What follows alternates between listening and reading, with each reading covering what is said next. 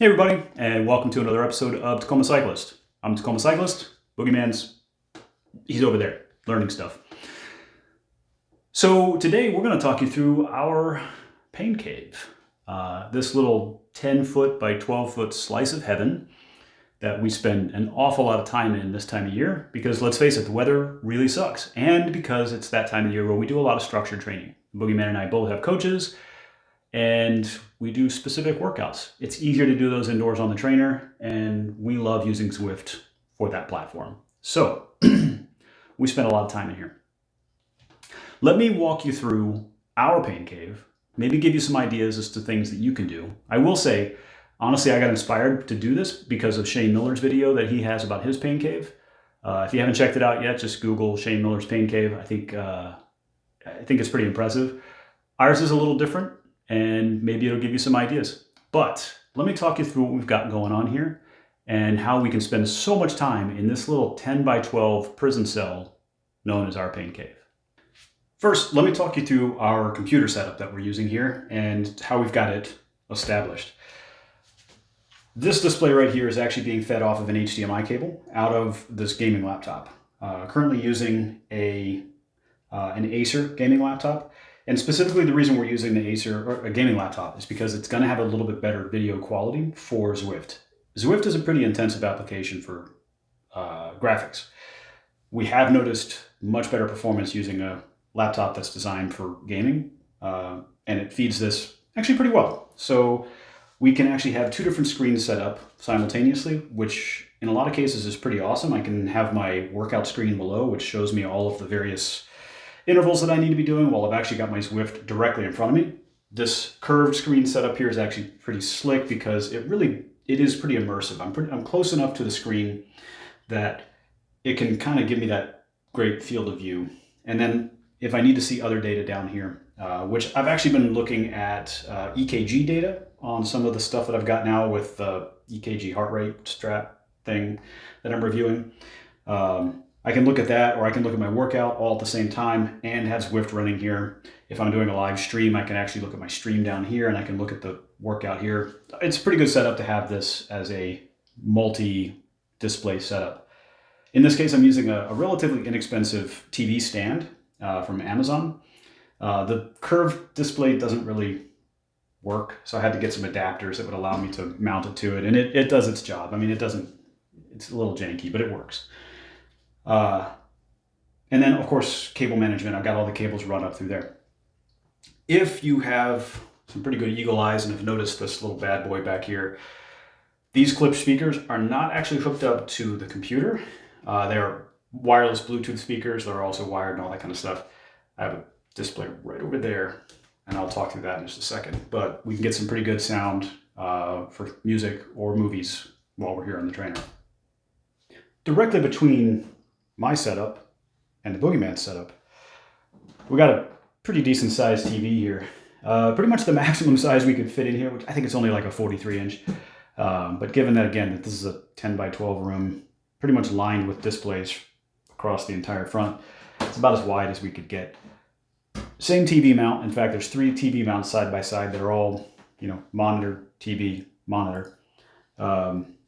And honestly, this is our entertainment while we're in here. Boogeyman and I don't really watch a whole lot of TV unless we're kind of on the trainer. I figure may as well kill 2 birds with 1 stone. This is great if you just want to turn your mind off while you're doing a workout. Some of our workouts can be pretty repetitive, so you turn the TV on, put on a stupid movie. We're partial to things like Sharknado or South Park. The dumber the better, so that way we can just focus on, all the pain and enjoyment that we're getting out of our trainers. We do have a window behind there, of course. It's really nice to be able to look outside because you can get kind of claustrophobic in a space like this. Pretty easy. It's on wheels, so we can easily get behind here to open the window, close the window, open the blinds, whatever. That helps to keep it from turning into a big giant sweat factory too. So all of this stuff is on wheels and easily movable. That's the key. Everything in here can be reconfigured pretty quickly and easily should we need to. I'm going to give you a little walking tour around the actual workout space itself. So obviously you can see the bike is mounted Currently on an Elite Sweeto trainer. I've got a review of that trainer elsewhere on the site. Try to link to it here if I can remember to do that. I'm the worst about that. And I try to do as much cable management as possible, but there's a lot of cables in here, so it can get a little hairy sometimes, so I try to keep it organized. Of course, a good fan, pretty much blowing right up my face while working out is critical. And as always, the towel is super important. So always bring a towel, kids. Always bring a towel. You'll see next to my workstation here, you got a couple different things. Of course, my shoes. You know, sometimes when you're on the trainer, you get a little sniffly, so why not? And then I love to keep a nice, clean training environment and clean bike. So I'll use this product right here that I just dangle off the side with that towel and keep the area clean. Cleanliness is, you know, kind of important. Otherwise, this place smells like a locker room. Next to that, I do, of course, have an iPad with the Zwift companion app running on it. That comes in really handy. Very easy to see your stats on your workout or activate a power-up should you need to. And just having that close by is super convenient.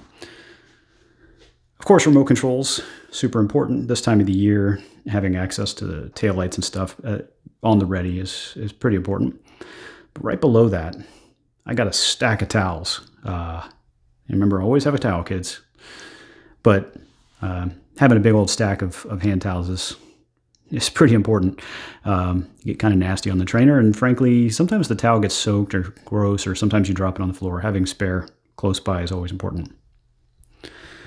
Now, if we move a little closer to the center of the space here, you'll see we got a couple different things going on here. Like I said, I tried to do cable management, but some of this stuff's a little bit of an explosion, so we do what we can. But I've got I'm going to go below here and take a look at what is driving all of these cables. If you look carefully, just about to fall off down there is an Anchor power brick that feeds 10 different USB power devices. And I've got those coming out here into this cable management setup. I've got two of them on the right here that are USB-C. Those feed a couple cool USB-C cables. Move a little closer in there, a bunch of micro USBs. And then I've got three of them. Let me move this bad boy. They come out here and feed ETAP batteries. Like Shane Miller, I've got myself set up for a pretty cool smart home setup here. And I have all of this stuff set up on Google Home. So I'm going to trigger your Google. I'm going to give you fair warning here, but I'm going to do this. Hey Google, set the pain cave to 25%. So if I want to dim the lights in here, I can also change things like heating throughout the house if it's a little too warm in here. Hey Google, set the pain cave to 100%. And I can bring it right back up.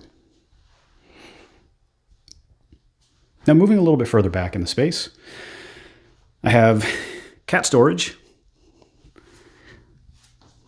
Super important. Psst, psst, psst. Always critical. This is the Supreme Coach here. Of course, storage for a variety of parts, video equipment, and extra shoes, helmets. And hey, you know what? It's about springtime, so I got spare tires and all that kind of fun stuff. Cleats, gloves, pretty much everything you could need for spares. Moving back just a little bit further, got a shoe dryer, always handy.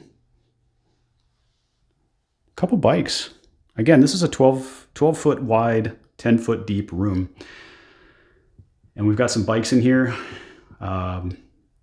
mostly because I don't like keeping these in the garage. So we've got them stored here in the pain cave, as well as a couple sets of spare wheels. Oh, a tripod. That's not normally here. And there you have it. At the moment, the Boogeyman is working on learning Photoshop better so that he can get our title cards looking even better. So if you've noticed any improvement on the title cards, give a shout out to the Boogeyman, because that's all him. I suck at that. But let's take a look at his setup here. He's pretty similar to what we've got going on for me. He got his trainer bike over here, got another tablet on his side, doing an update currently. And since he's on his computer at the moment, the screen is blank. But overall, pretty similar setup. So what we've done is to create as much open space in the room as possible so we don't feel claustrophobic. Because again, this space can start to feel pretty claustrophobic pretty quickly. I'm going to switch to wide angle here, and this will give you a better sense of the space overall. I will give myself a pat on the back. I did the flooring myself. Don't worry about that transition strip. I've got to get that in there. But overall, this is what you can do with a 10-foot by 12-foot space to make it less obnoxious. We got a little clutter going on in the center table here right now, but that's about it. Okay, there you have it. This is was a tour of mine and Boogeyman's Pain Cave. I hope it's inspired you to kind of look at what you can do with your own space. Again, this is just built into a 10 by 12 spare bedroom. We've got a lot of stuff in here. In fact, this is kind of our bike workshop, other than the garage itself. And we spend an awful lot of time in this space. So it was important to us to make it as welcoming and as comfortable and as warm, not physically warm, we already make it that way. You know, kind of like that that homey space as much as possible, because we spend a lot of time in here. We're spending usually at least 2 hours a night, and then usually a few hours on the weekend, especially this time of the year. You know, regular time of the year, we just don't spend that kind of time in here. But it's nice to be able to have a space that you can come into and enjoy and feel comfortable. It's going to make you train better. So like I said, I hope this inspired you. If it did, maybe give us a thumbs up. Maybe give us some ideas, pictures, links to your pain caves. If you haven't already, check out the video I mentioned about Shane Miller. I think his pain cave was pretty cool. I think his kind of tweaks that he's made to it are pretty freaking awesome. So check that out. And like I said, if you like it, hit the thumbs up. If you don't like it, let us know what we can do differently. Otherwise, so few of you are subscribed. There's a lot of people watching these videos and they're just not subscribed. So subscribe. Like, it's not hard. I'd like to get to 10,000 subscribers. And right now we're at about 2,600. So we got a ways to go. Let's get there. Other than that, have an amazing new year, and we will see you again very soon.